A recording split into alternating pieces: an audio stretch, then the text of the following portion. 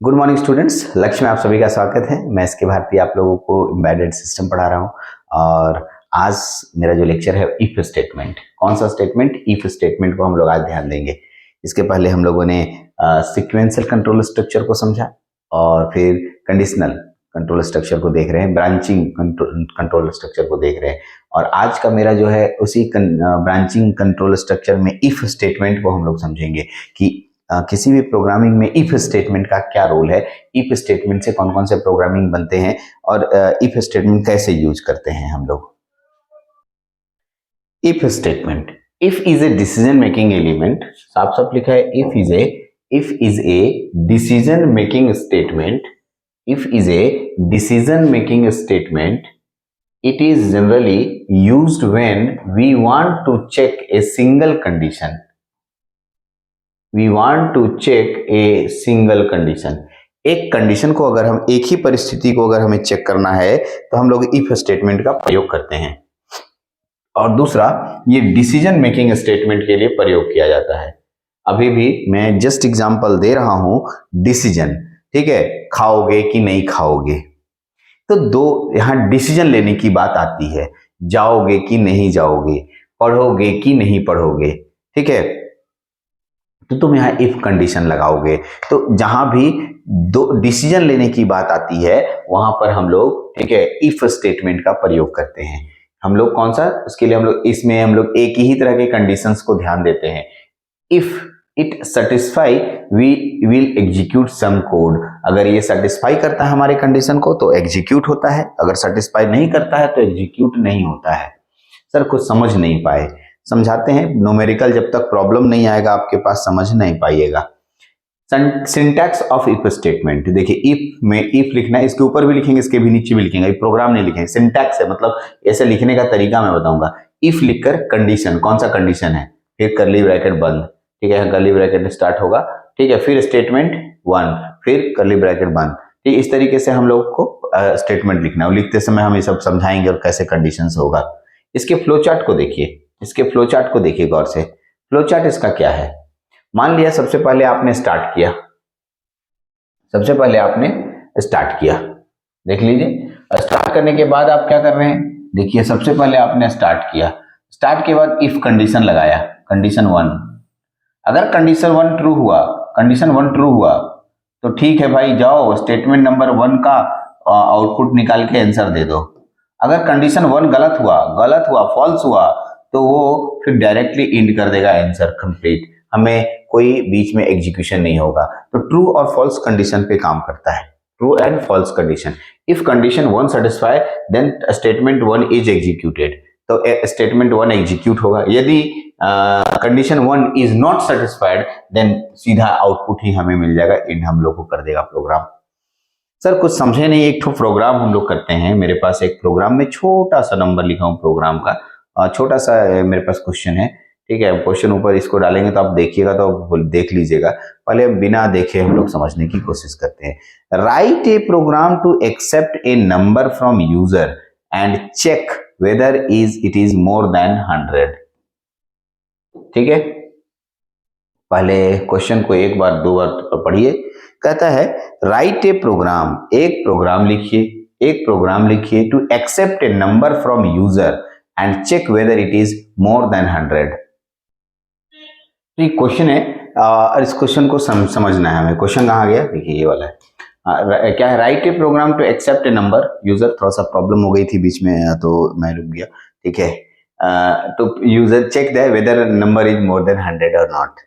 चलिए 100 से ज्यादा नंबर्स को प्रिंट करने की बात कर रहा है, 100 से ज्यादा नंबर को हमको एक्सेप्ट करने की बात कह रहा है, ठीक। तो इसको सोचिए क्या कीजिएगा। तो एक कंडीशन लगाना पड़ेगा, ठीक। क्या? सबसे पहले स्टार्ट किया, सबसे पहले आप स्टार्ट कीजिएगा। हाँ सर, हम सबसे पहले तो स्टार्ट करेंगे, ठीक है।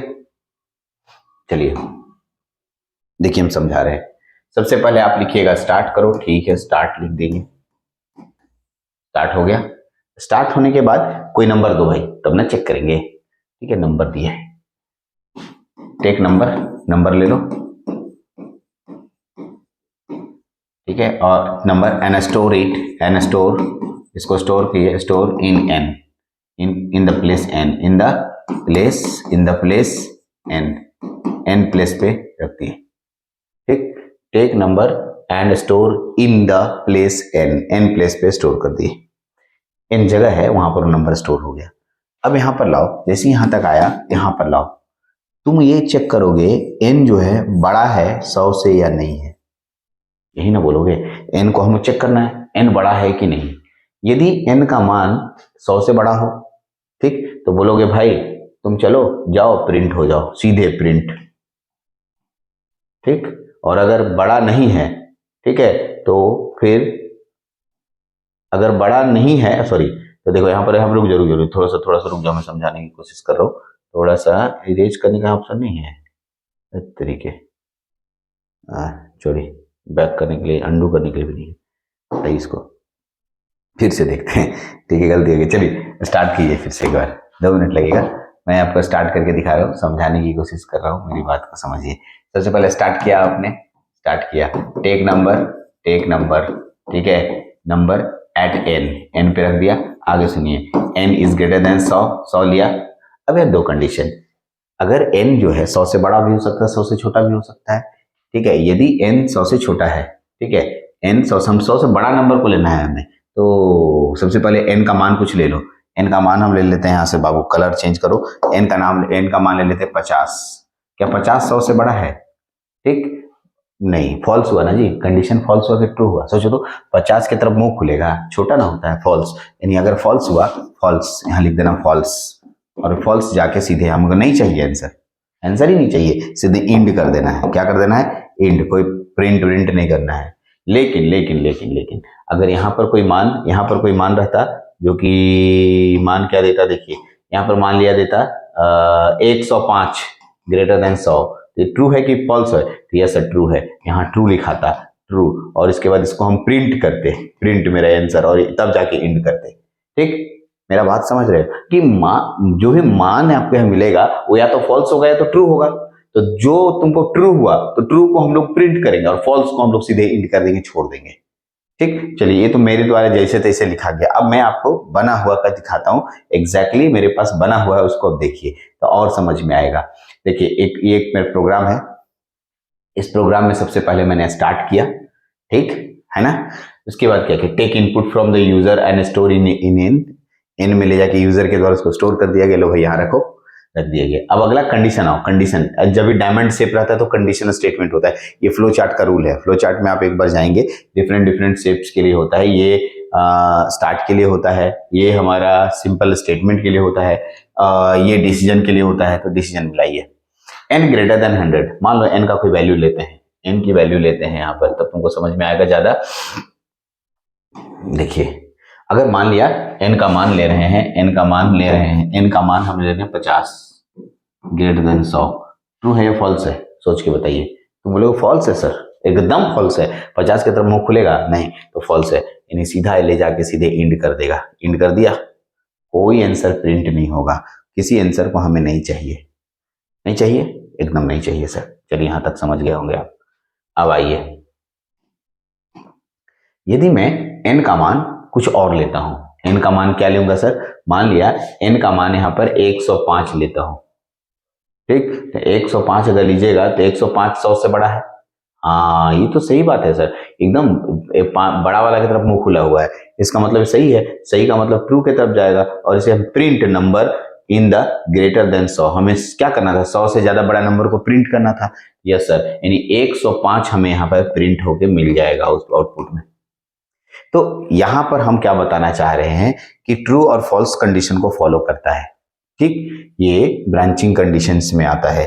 ठीक है, तो आपको इसी तरीके से फ्लो चार्ट बनाना है, फ्लो चार्ट बनाना है, ध्यान रखना है। फ्लो चार्ट अभी बनाने सिखा रहा हूं मैं, फ्लो चार्ट्स बहुत जरूरी है। फ्लो चार्ट्स अगर आप समझ रहे हैं तो प्रोग्राम लिख पाइएगा, प्रोग्राम लिखने में ज्यादा देर नहीं लगेगा। अगर आप प्रोग्राम के बेसिक स्ट्रक्चर को समझेंगे, कहाँ पर कॉमा लगाते हैं, कहाँ सेमी कॉलम लगाते हैं, कहाँ 2 स्लैश साइन लगाते हैं, ये सब चीजें मैं एक लाइन से बता दूंगा, तो आप आराम से प्रोग्रामिंग लिखने सीख जाइएगा। ठीक है, उसके लिए घबराने की बात नहीं है। तो अभी मैं सिर्फ इफ स्टेटमेंट आया तो मैं लिखने सिखा रहा हूँ। फिर अगर आपको अगर लगे कि हमको एग्जाम में प्रोग्रामिंग भी लिख देना चाहिए तो इसके नीचे प्रोग्रामिंग इसका लिखने में, अगर प्रोग्रामिंग सीखे रहेंगे तो इसके नीचे प्रोग्रामिंग लिख देंगे, आप आराम से लिख पाएंगे। ठीक है, लेकिन अभी पेशेंस रखिए कि हम लोग अभी सिर्फ फ्लो चार्ट, क्योंकि डायरेक्टली प्रोग्रामिंग पे आएंगे तो थोड़ा बहुत ज्यादा इश्यूज होगा, इसलिए हम पहले इफ स्टेटमेंट के सारे न्यूमेरिकल्स, अभी तो एक एक न्यूमेरिकल्स बता रहे हैं, जब ये टॉपिक खत्म होगा तो फिर सबसे मिक्स करके न्यूमेरिकल्स लेंगे, तो आपको खुद पहचानना होगा। अभी ये पता चल रहा है कि इफ स्टेटमेंट पढ़ा रहे हैं तो उसी का तो न्यूमेरिकल देंगे, लेकिन आने वाले क्वेश्चनों में मैं ना तो इफ उसमें इस तरह का हेडिंग नहीं डालूंगा और आपको दे दूंगा, बोलेंगे कि लो भाई बनाओ कौन सा स्टेटमेंट लगेगा या कौन सा कंट्रोल स्ट्रक्चर है इसमें। तो हम लोग अभी कौन सा स्टेटमेंट पढ़े, इफ स्टेटमेंट पढ़े। ठीक, हम लोग इफ स्टेटमेंट को यहाँ पर देखें।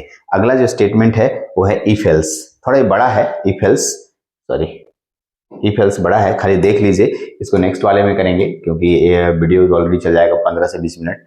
ठीक है, इफ एल्स स्टेटमेंट, इसको भी हम लोग ढंग से पढ़ेंगे, इसमें भी इसी तरीके से प्रोग्राम लिखने का ढांचा भी दे दिए हैं, उसमें भी था। ठीक है, इसमें कंडीशन ट्रू और फॉल्स होगा, लेकिन दोनों कंडीशन, दोनों स्टेटमेंट, दोनों में काम होगा। फॉल्स हुआ तो ये देना, ट्रू हुआ तो ये देना, उसमें एक ही स्टेटमेंट था। इसको देखिए और इसको देखिए, दोनों में अंतर समझिएगा, है ना। तो अभी हम पढ़ाएंगे तो आपको बताएंगे, अभी शुरू नहीं किए तो हम क्या बोले। चलिए इतना ही रखते हैं इस लेक्चर में, छोटा छोटा लेक्चर दे रहे हैं, आराम से लेक्चर 10-10 मिनट कभी भी फुर्सत टाइम में आराम से देख पाइएगा, इसलिए छोटा लेक्चर है। चलिए इस लेक्चर में इतना ही, थैंक यू।